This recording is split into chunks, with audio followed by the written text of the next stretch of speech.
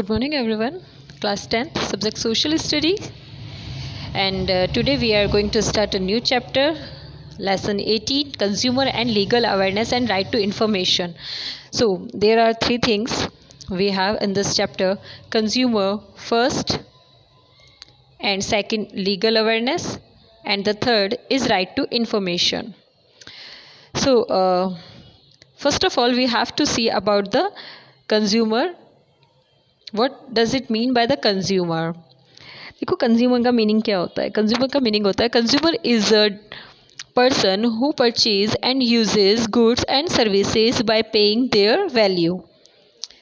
देखो कंज्यूमर वो होता है जो कोई भी चीज़ को यूज़ करता है, ठीक है, और उसके बदले में क्या करता है, उसकी जो वैल्यू होती है उसको पेमेंट करता है उसका, या जो सर्विसेज वो लेता है वो. Now consumer of goods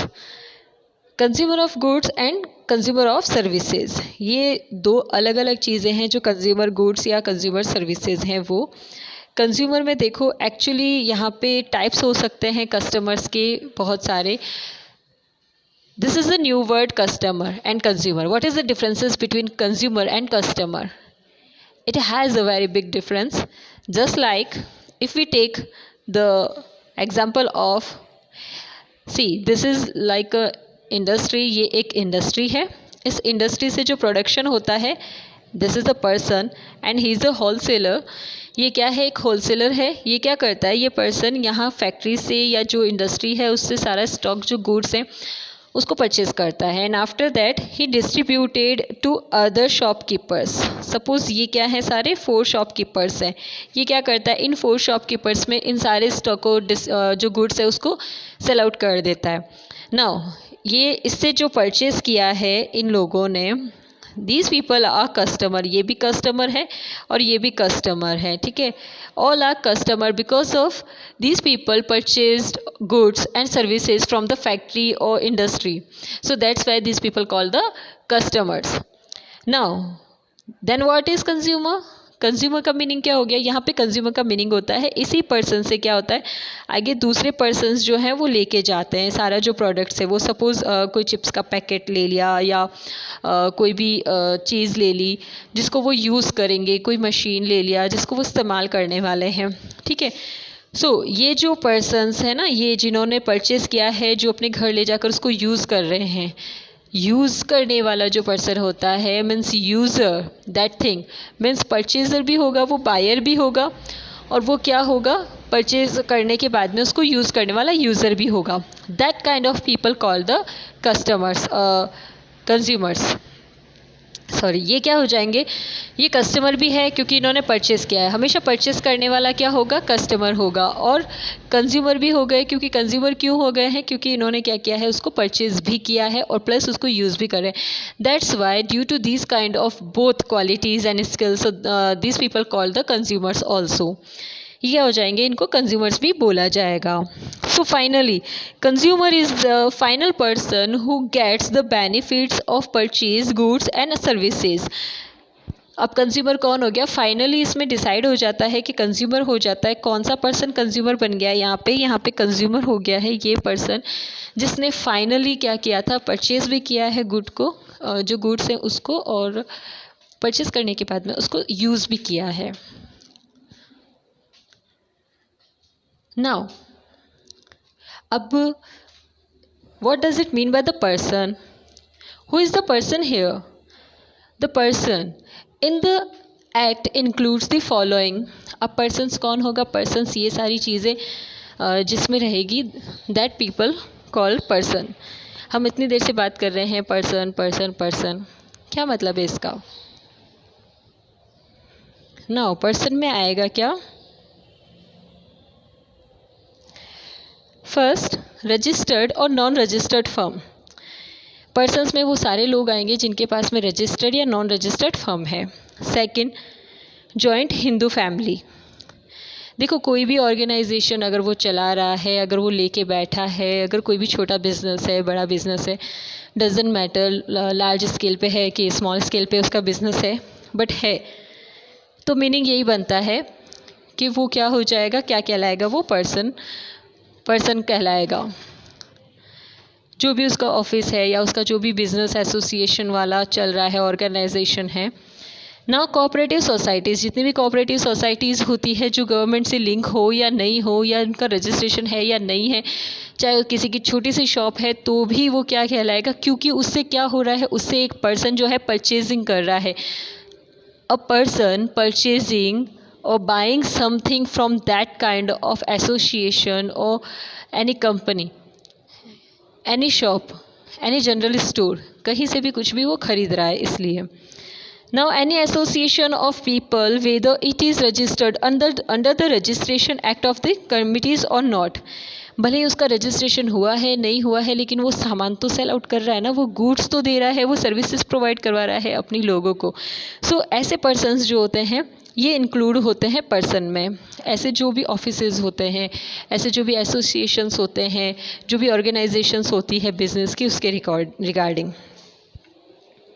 now reasons for consumer exploitation. अब ये रीजंस क्या होता है, देखो अब कंज्यूमर्स हैं, जो कंज्यूमर्स हैं वो परचेसिंग कर रहे हैं, वो कुछ शॉपिंग कर रहे हैं, अगर वो कुछ लेते हैं और उसका इस्तेमाल करते हैं, that kind of people call the consumers, उन लोगों को क्या बोला जाएगा, कंज्यूमर्स बोला जाएगा। नाउ अब कंज्यूमर्स के लिए देखो हर चीज़ के बेनिफिट भी होते हैं, कुछ लॉसेस भी होते हैं। सो that's why if any person or any consumer facing some kind of problems, some kind of obstacles during survive that kind of facilities, तो उसमें उसके लिए क्या हो जाता है, उसके लिए एक अलग सॉल्यूशन बनाया हुआ है। That is called the Consumer Act 1986. The consumer is a person who has made, according to this act, जो एक्ट है 1986, उसके अकॉर्डिंग क्या है, उसके अकॉर्डिंग ये बोला जाता है कि पर्सन जो इन सारी सर्विसेज को क्या करता है, यूज़ करता है, उसको बोला जाएगा consumer.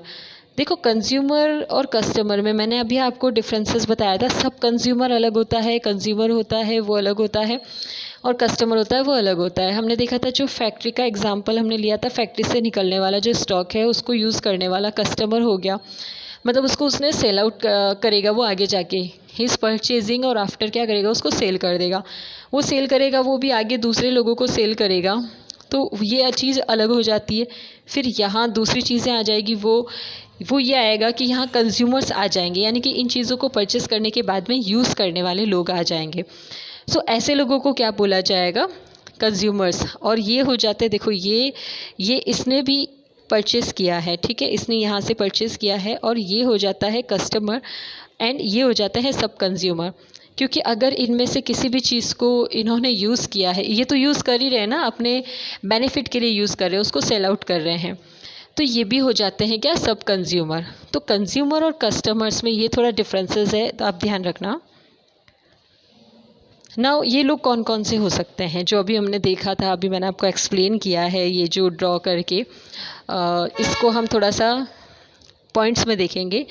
Payment of the value of any item और सर्विस और has promise to do so. जो भी ऐसी चीज़ जिसका पेमेंट किया गया है या फिर पेमेंट करने की प्रॉमिस किया गया है, तो वो सारे करने वाला जो होगा वो भी क्या कहलाएगा, इसका कस्टमर कहलाएगा, और वही वो भी कंज्यूमर में आ जाएगा, क्योंकि वो उसको क्या कर रहा है, कंज्यूम कर रहा है। Now a partial payment of the reward और has committed a partial payment. अब partial payment of the reward क्या हो गया, मे बी जस्ट सपोज़ अगर किसी ने क्या किया है, इमेजिन अगर किसी ने कोई गाड़ी, कोई व्हीकल जो है वो लोनिंग करवाया है, उसमें ये होता है कि वो अपनी जो उसकी पेमेंट है उसका वो सारा इंस्टॉलमेंट में दे सकता है, ठीक है। तो वो सपोज़ अगर किसी ने परचेजिंग कर ली, अब उसने कोई अगर गाड़ी परचेज़ की है, तो वो क्या करेगा, उसका पेमेंट जो है वो इंस्टॉलमेंट में देता रहेगा। वो इंस्टॉलमेंट कितनी भी हो सकती है, लेकिन जो जब भी इंस्टॉलमेंट दे रहा है, 2, 3, 4 जितनी भी इंस्टॉलमेंट दे रहा है, बट एट अ टाइम तो ये जो व्हीकल उसने परचेज़ किया है ये किसका हो जाता है, ये उसी का हो जाता है। और उसको यूज़ कौन कर रहा है, उसको कंज्यूम कौन कर रहा है, उसको कंज्यूम ये पर्सन कर रहा है, तो ये कंज्यूमर हो जाता है। डजेंट मैटर कि उसने पूरा पेमेंट नहीं किया है, बट उसने ये चीज़ उसने परचेस कर ली है। अगर उसने डाउन पेमेंट पे कर दिया है, उसने कुछ फॉर्मेलिटीज़ होती है वो अगर उसने पे कर दी है, हो सकता है कि वो बाकी का पेमेंट बाद में धीरे धीरे क्या कर सकता है, पूरा कर देगा। Now payment promised as per the late payment method, कोई फ़र्क नहीं पड़ता अगर वो लेट पेमेंट कर रहा है लेकिन वो उस चीज़ का इस्तेमाल करना शुरू कर चुका है तो वो कंज्यूमिंग में आ जाता है। तो ये कंज्यूमर राइट्स जो सारे आते हैं ये सारे इन लोगों के लिए एप्लीकेबल होते हैं।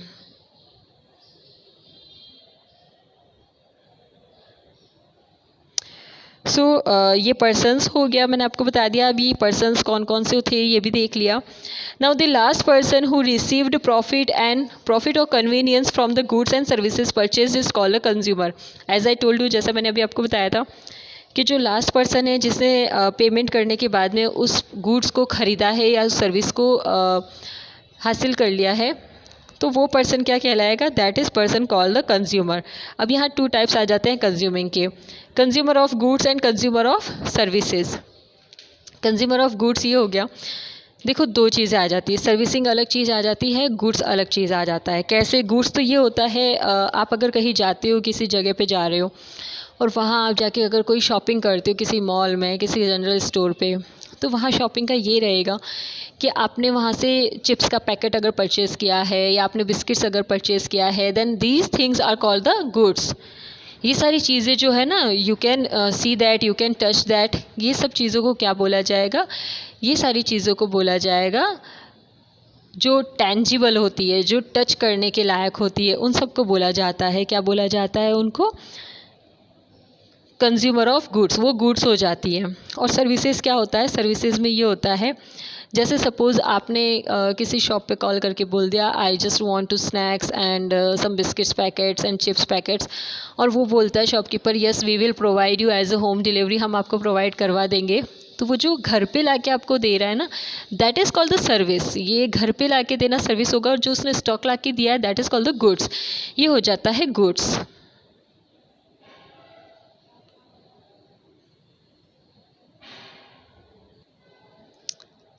See, this is the differences between goods and services which I am showing you. Goods और सर्विसिंग के बारे में ये थोड़ा डिफरेंसेस है, सिर्फ समझने के लिए है ये।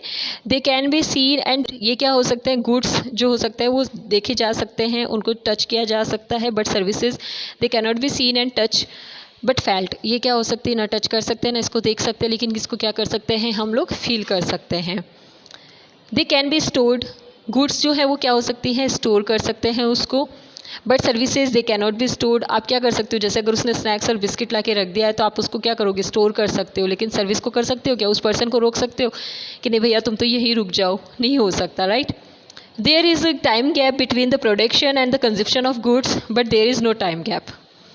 आप क्या कर सकते हो? उसको जो गुड्स आपने मंगवाया है उसको आप बाद में यूज़ कर सकते हो आफ्टर 2 डेज़ 3 डेज़, बट जो सर्विसिंग है आप उसको थोड़ी ना स्टोर कर सकते हो। मतलब उसको आप नहीं कर सकते कि नहीं मुझे बाद में मैं बाद में मैं ले लूँगा तुमसे, या वो सर्विसिंग जो आ चुकी है आपको क्या करना है? प्रोडक्शन बनते ही क्या होता है? स्टॉक मार्केट में आ जाता है, वो वहाँ नहीं पड़ा रहता है फैक्ट्री में या इंडस्ट्री में जहाँ पे वो मैन्युफैक्चर्ड हुआ है।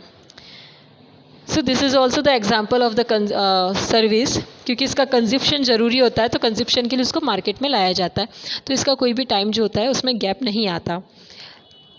एग्जाम्पल, जैसे गुड्स के एग्जाम्पल हो जाता है पेन पेपर, और इसके हो जाते हैं टीचिंग, मेडिकल केयर और प्लम्बिंग। ये क्या हो जाता है? टीचिंग, केयर एंड प्लम्बिंग और ये सब इसमें आ जाता है कि जो गुड्स और सर्विसेज ये प्रोवाइड करवाई हुई है, इसमें जैसे टीचिंग है, आप स्कूल में जाते हो, जो बुक्स और नोट्स या नोटबुक्स रहती हैं वो सब क्या हो जाएंगी? वो हो जाती है आपकी गुड्स, ठीक है। बट जो टीचर आपको पढ़ा रहा है, who is making teaching you, अगर कोई आपको पढ़ा रहा है, who is making teach you, अगर कोई कोशिश करता है कि नहीं वो आपको पढ़ा रहा है, तो वो क्या हो जाएगा? वो उसकी सर्विसिंग है, वो आपको अपनी सर्विस दे रहा है, ठीक है। मेडिकल केयर में आप हॉस्पिटल जाते हो तो डॉक्टर क्या, आप जा रहे हो वहाँ पे जो भी है वो सारी सर्विसिंग देता है, डॉक्टर चेक करता है आपको, आपका चेकअप करता है, आपको ट्रीटमेंट देता है, तो वो क्या हो जाएगा? वो सर्विसिंग कहलाएगा। So it's all about today, enough for today, we will continue this topic in the next video. Till then, take care of yourself. Thank you for the watching.